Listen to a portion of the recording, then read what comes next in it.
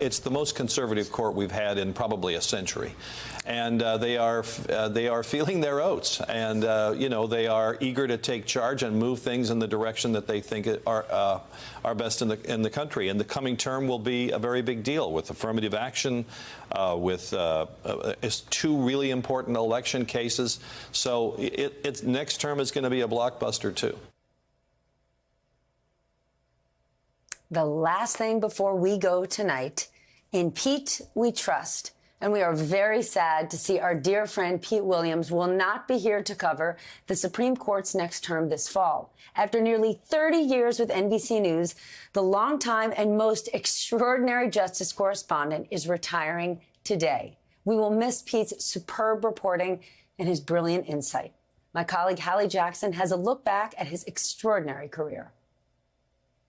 Pete Williams might hate this report. It doesn't really have any scoops. It's probably overwritten. So let's do the Pete thing and just get to it. Everything he's done over nearly 3 decades, 5 administrations, and approximately 465 trillion live shots. That's hyperbole, by the way. Pete hates that, too. Pete Williams, NBC News at the Supreme Court. He's covered the court and the Department of Justice for years. A super stressful beat. But if the guy sweats, you wouldn't know it. Watch how steady he is in 2000, reading through the court's decision on Florida's voting machines that decided that year's presidential election live on air.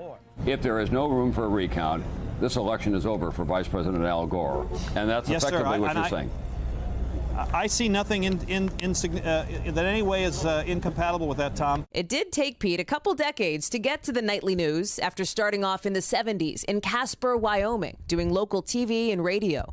Pete Williams, K2 News. In the 80s, he joined the office of then Wyoming Congressman Dick Cheney. And when Cheney became defense secretary under President George H.W. Bush, Pete headed to the Pentagon, too, as the spokesperson there.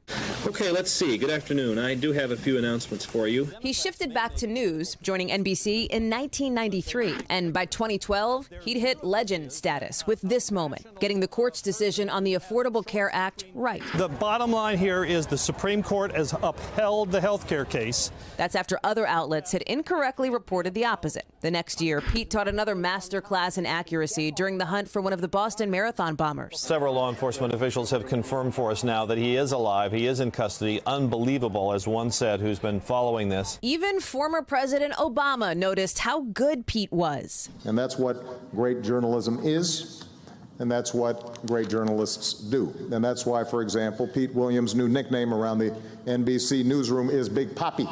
It's not like Pete needed a big finale, but he delivered anyway, breaking one last huge story when Justice Stephen Breyer retired a couple months ago. He's made this decision within the past couple of weeks to step down. Pete's had the kind of career that boils his competitors alive with envy. But the funny thing is, they like him.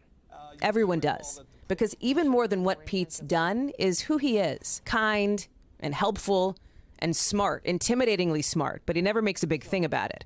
He's a gracious colleague and a gracious host. Legitimately hilarious, by the way, totally deadpan. To be roasted by Pete is a badge of honor. And sure, retirement means more time for his drum lessons and his trips to Jackson Hole. But there's a reason why our bosses always say, wait for Pete. Because, as the saying goes around here, in Pete we trust. I bet you do too. And that pretty much says it all. Thank you, Pete Williams. We will miss you.